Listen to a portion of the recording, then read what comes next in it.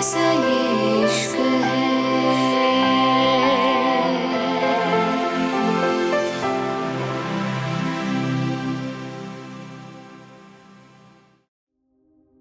युवान गुस्से से विहान का कॉलर पकड़ते हुए बोला, तू मेरे साथ था ना?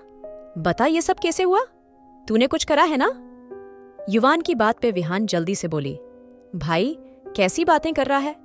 दोस्त हूं मैं, तेरा मैं भला ऐसा क्यों करूंगा? देख तुझे गलत लग रहा है, मेरी बात समझ। जितना विहान बोल रहा था उससे ज्यादा युवान के हाथ चल रहे थे। युवान के मुंह से खून आने लगा था। तभी अचानक से उसको एहसास हुआ था। वो कितना ही गिड़गिड़ाए लेकिन युवान उसको नहीं छोड़ेगा। और फिर आखिरकार वो धीरे से बोला, ठीक है भाई, मैं बताता हूं, प्लीज भाई। विहान के चिल्लाने पे युवान उसका सर दीवार में मारते हुए बोला, मुझे पूरा सच जानना है, सब जानना है मुझे।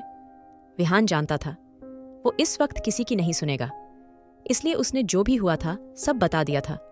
लेकिन उसने ये नहीं बताया था सेरेन को वो वाइन उसने लाके दी थी। उसने सिर्फ ये बताया था सेरेन उसको मनाना चाहती थी, इसलिए उसने सेरेन को वो वाइन लाके दी थी। युवान की उसकी बात पे यकीन नहीं था, लेकिन उसको इतना समझ आ गया था सिर्फ एक वाइन से वो इतना नहीं बहक सकता। उसको और कोई नशा भी दिया गया था और ये काम उसकी प्यारी बीवी का ही था। वो बहुत थक गया था।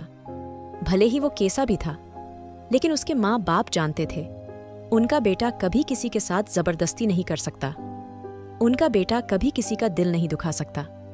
लेकिन आज वो अपने माँ बाप की नज़र में गलत बन गया था। उसका चेहरा लाल हो गया था। उसको बुरा लग रहा था। उसको बिल्कुल उम्मीद नहीं थी कभी उसके माँ बाप उससे ऐसे भी बात करेंगे। विहान युवान से अपनी जान की भीख मांग रहा था और फिर उसको थोड़ी देर देखने के बाद युवान बिना कुछ कहे चला गया था। युवान जब घर आया तो सब लोग सोने जा चुके थे। उसका मन नहीं था अपने कमरे में जाने का, क्योंकि पहले उसको सेरेन के लिए थोड़ी बहुत हमदर्दी थी, लेकिन अब उसको सेरेन के वजूद से भी नफरत हो रही थी। वो जानता था ये सब जब जानबूझ के सेरेन ने किया है, क्योंकि उस दिन उसने सिर्फ उसको किस करी थी और सेरेन ने उसका तमाशा बना दिया था। और आज इतनी बड़ी बात हो जाने के बाद भी वो बहुत आराम से थी। युवान जानता था ये सब सेरेन ने किया है, इसलिए वो बिना कुछ कहे अपने रूम में चला गया था। जैसे ही उसने दरवाज़ा खोला, सामने सेरेन दुल्हन बनकर उसके बेड पे बैठी थी, जैसे उनकी शादी बहुत ज्यादा मोहब्बत से हुई हो और वो दोनों अब अपनी सुहागरात मनाने वाले हो। रल युवान की आंखें लाल हो गई थीं। उसने गुस्से से जाके सेरेन का हाथ पकड़ के उसको खड़ा कर दिया था। सेरेन की आंखें जो हल्की हल्की लाल थीं, वो पूरी खुल गई थीं। सेरेन धीरे से बोली, युवान। युवान उसका चेहरा पकड़ के गुस्से से बोला, अपनी गंदी जुबान से मेरा नाम मत लो। तुम सिर्फ घटिया लड़की हो जो अपने मतलब के लिए ना जाने किस हद तक नीचे गिर सकती है। और अभी तक मुझे शक था, अब मुझे यकीन हो गया है। तुम एक घटिया बाजारू लड़की हो जो हर रात हर मर्द के नीचे जाके बिचती है। मुझे तुम्हारे वजूद से भी नफरत है। घटिया लड़की समझ आया तुम्हें? सेरेन को युवान की बातों पे हैरानी नहीं थी। उसने कुछ ऐसा ही उससे एक्सपेक्ट किया था, लेकिन फिलहाल जो युवान बोल रहा था कहीं ना कहीं सेरेन को तकलीफ हो रही थी, क्योंकि वो इतना बुरी नहीं थी। वो सिर्फ युवान के करीब आई थी और अब उसको बुरा लग रहा था। युवान उसके बारे में ऐसा कुछ सोच रहा था। युवान ने आगे बढ़ के अपनी बेडशीट और सब कुछ नीचे फेंक दिया था। सेरेन हैरान रह गई थी। युवान उसकी आंखों में देखते हुए बोला, तुम्हारा इस कमरे में रहना मेरी मजबूरी है, लेकिन तुम्हारी करीबी से भी मुझे नफरत होती है और तुम मेरे कमरे की जिस भी चीज को छूओगी मैं उसको ऐसे ही जला दूंगा। इतना कह के युवान ने वो बेडशीट जला दी थी। युवान सेरेन की आंखों में देखते हुए बोला, जिस हवा में तुम सांस लेती हो मेरा बस चलता में वो हवा ही बदल देता। अब देखो सेरेन, मुझे तुमसे कितनी नफरत है और मेरे लिए ये शादी नहीं है। मैं जल्द ही अपनी बेगुनाही साबित करके तुम इस घर से और अपनी जिंदगी से निकाल के फेंकूंगा और इस बीच में तुम्हें इतनी तकलीफ दूंगा तुम मेरा नाम लेते हुए भी कांपोगी। खेल खेलना सिर्फ तुम्हें नहीं आता, तुमसे अच्छे खिलाड़ी मौजूद है।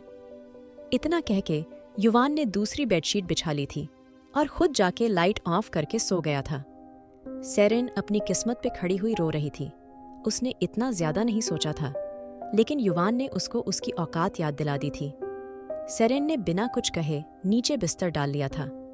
उसकी आंखें हल्की सी नम थीं और वो इसका पूरा जिम्मेदार अपनी बहन अलियाना को मानती थी, क्योंकि उसकी वजह से ये सब हुआ था। सेरेन कुछ देर बाद लेट गई थी।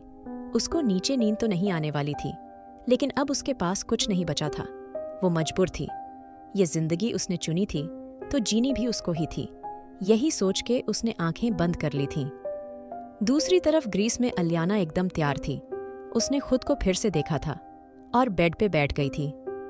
कुछ देर बाद रिद्धिमान रूम में आ गया था। रिद्धिमान धीरे से बोला, ओह, तो मेरा इंतजार हो रहा है? रिद्धिमान की बात पे अलियाना उठते हुए बोली, नहीं तो किसने कहा तुमसे?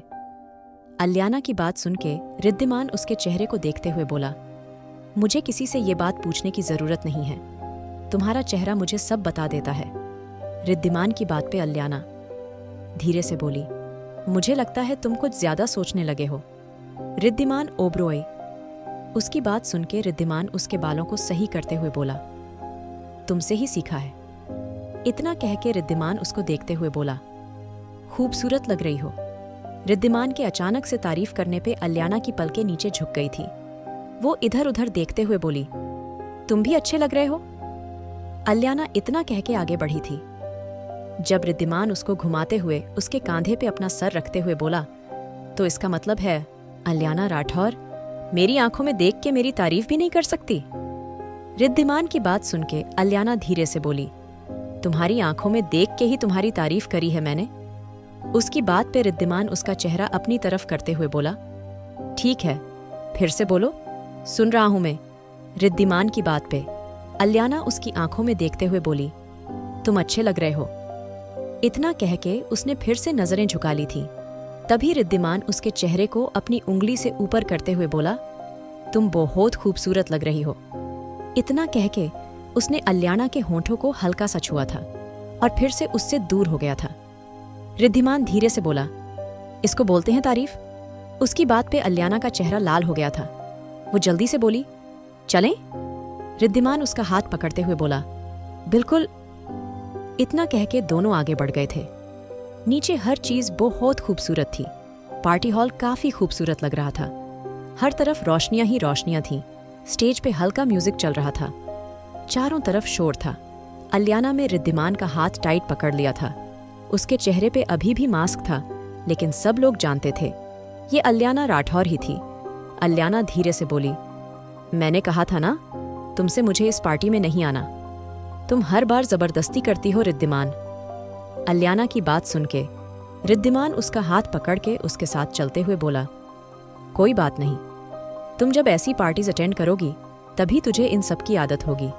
और वैसे भी हमारी कंपनी साथ मिलकर काम कर रही है, तो हमें समझना चाहिए।